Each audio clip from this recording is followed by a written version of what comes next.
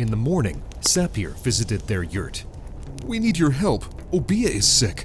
I would ask the spirits for assistance. Well, we can help. Here's Sao Shiant. He is a shaman. Let him help. Sao Shiant took his belongings and went to Sapir's village. Upon arriving, but without even entering the home of the sick person, he took the komus and played it, tuning into what he needed to do. Soon, his Ayami, in the form of a beautiful young Altai woman, appeared to him. Oh, goddess who protects all, tell me, what must be done? Ayami vanished, and in her place, he saw a yurt with an alley of young fir trees, leading to the north, directing him towards the central tree, standing in a small clearing, symbolizing the world tree. The sorcerer of the woman is lost in the depths of the underworld. That's why the alley is directed northward towards Erlik. Your task is to find and bring back her soul. Understanding the complex preparations needed for the ritual, Sao Shiant realized that he would require the assistance of all the villagers. People, united by their collective efforts and preparations for the ritual, would be tuned into helping the woman. Their shared energy would be focused on a single goal of assisting her, thus increasing the likelihood of her recovery. Certainly, it's not in vain that the entire village often gathers for the ritual. The shaman simply directs the power of these people towards achieving the goal, and their determination works.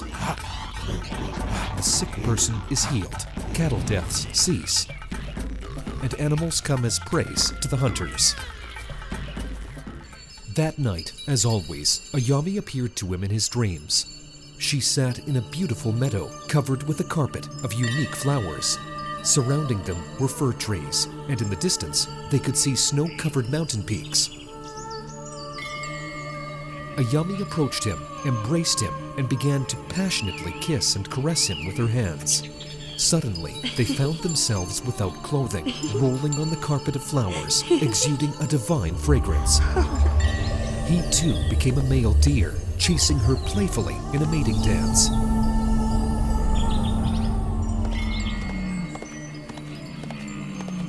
After mating in the form of deer, they transformed into birds, fluttering and chasing each other in the heavenly heights.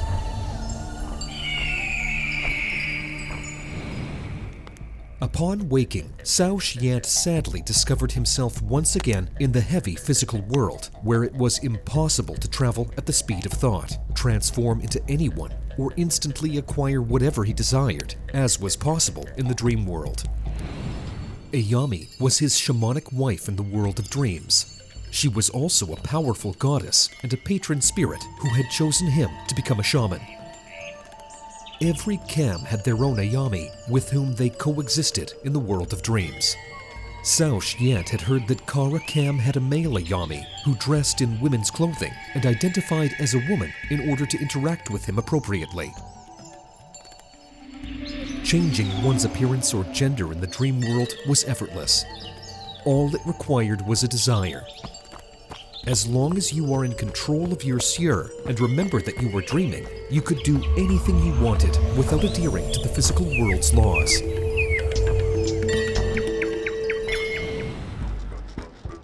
The next morning, the villagers began preparing the ritual site.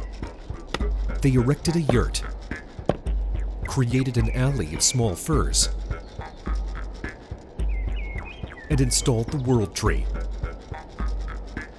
In the evening, all the people gathered in the chum for the Kamlani ritual.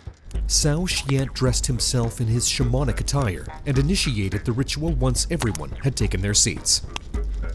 At first, he performed divination to check if everything was all right and if the spirits would assist him. The sick person was lying right in front of him. Taking the Kamla, Sao Shiant said, "Are the spirits satisfied with everything?" and threw the drumstick into the air. It landed with the lizard side up, indicating no. Addressing Ayami, Sao Shiant asked, "What's the matter?"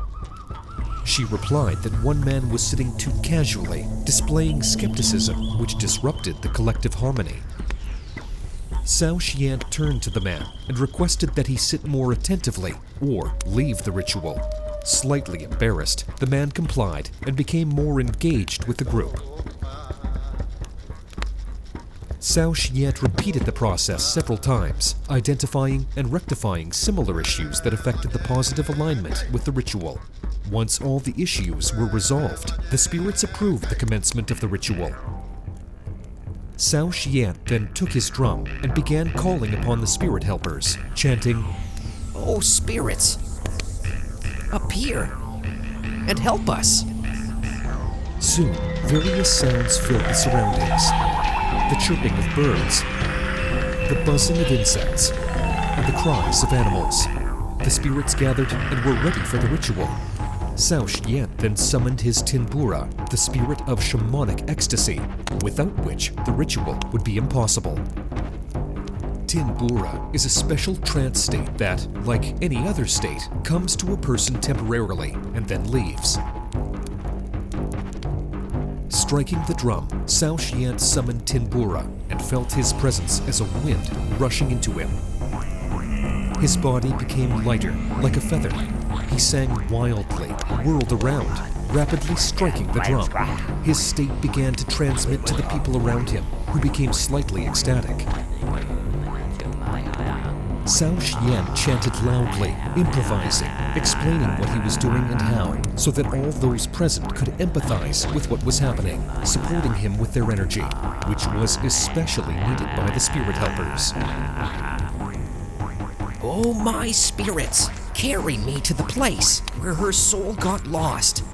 I must return her soul to her.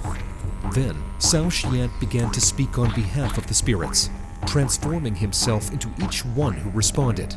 Here, he buzzed like a mosquito, when his spirit mosquito said, I know where her soul got lost. It now dwells in the north, not far from the world of Erlik. She irrationally succumbed to weakness and self-pity and got lost in the taiga, not far from the watery bogs. I will show you the way. Sit on me. I will carry you there to save her. All those present listened spellbound, empathizing with the decisive fate of their fellow tribeswoman. Some of them even began to see what Cao Xian saw and did. The shaman, accompanied by his spirit helpers, flew along the path in the dream world where the soul seer of Obeah had wandered and lost its way. They needed to traverse the same path to find her in this dream taiga, creating an opportunity to retrieve her soul from the states, thoughts, and images that had led her into dangerous swamps. Obeah was lying in the yurt, observing her fate with indifference. For a long time, she had been lost, and life no longer interested or brought her joy.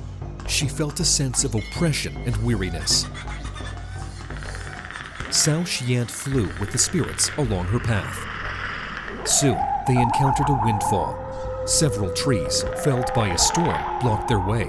Because of them, the soul couldn't find a way to return.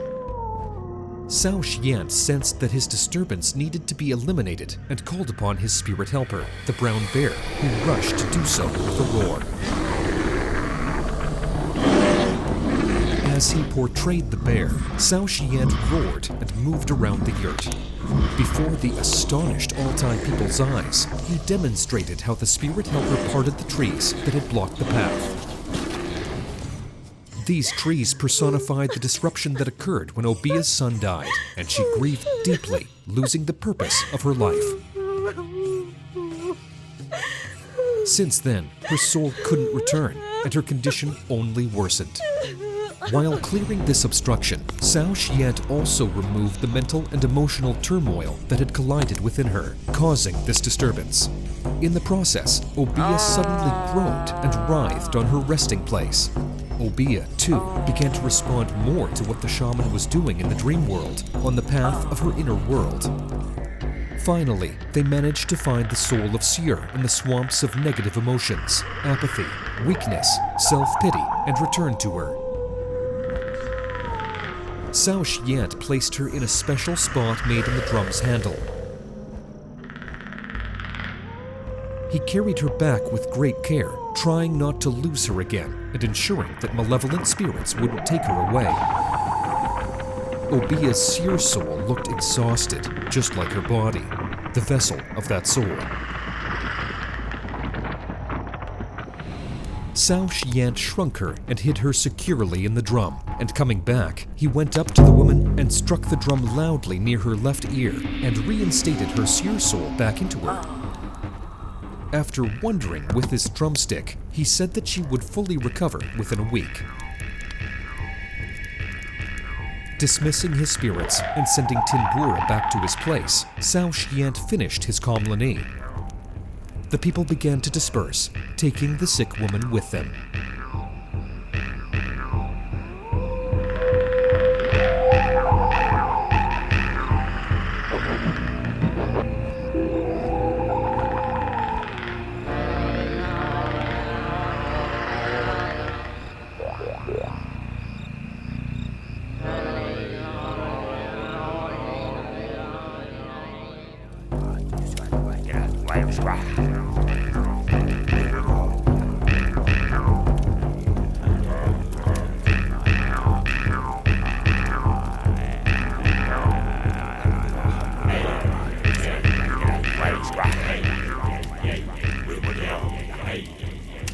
In our extreme times, when the fate of the entire planet is at stake, it is crucial for the knowledge of angels and benevolent spirits to spread as quickly as possible, globally, and reach thousands of people.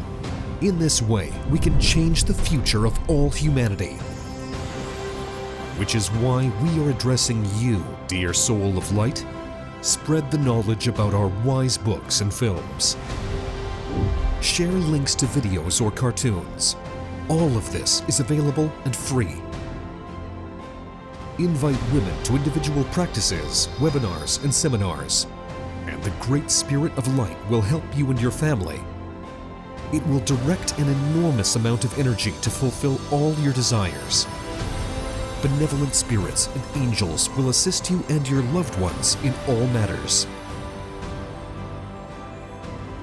A thread of light and love extends from your heart to the hearts of thirsty women, and the creation of good and the dissemination of enlightened knowledge throughout the world begins.